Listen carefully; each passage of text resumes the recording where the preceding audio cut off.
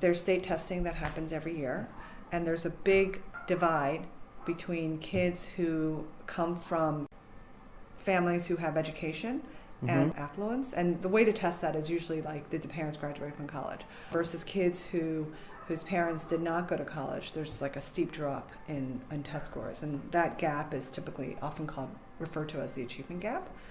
And Mountain View Wisman School District, which again is a great school district, actually has one of the biggest achievement gaps in the country, as defined by Stanford University. But it was quite controversial because he basically mapped all the school districts around the country, like 90% of them were. And Mountain View Wisman was among the top 20. I think they were the only school district in the peninsula. And then maybe there was one out in Oakland. And then there's a marker, it's a subgroup in education, it's called low SES, which means socioeconomic status. Or sometimes you hear it called SED, which means socioeconomically disadvantaged. So that's the demographic that Bullis Mountain View really wanted to serve.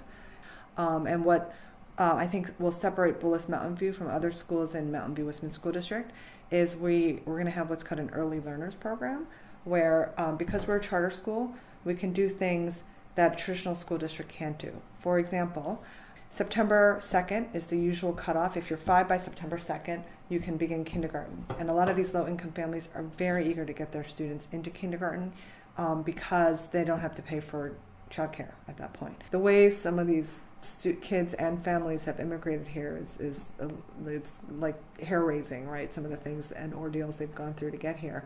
They've done that because they have hope for their kids. You know, they're why would any like rational adult, you know, when I look at my parents, you know, they weren't very educated, they didn't speak English, they had hardly any money.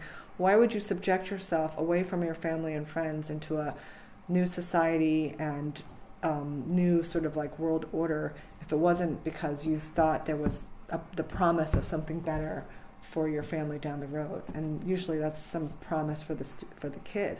And so I look at these kids and I realize that they need that helping hand if they're really ever going to bring their family out of poverty.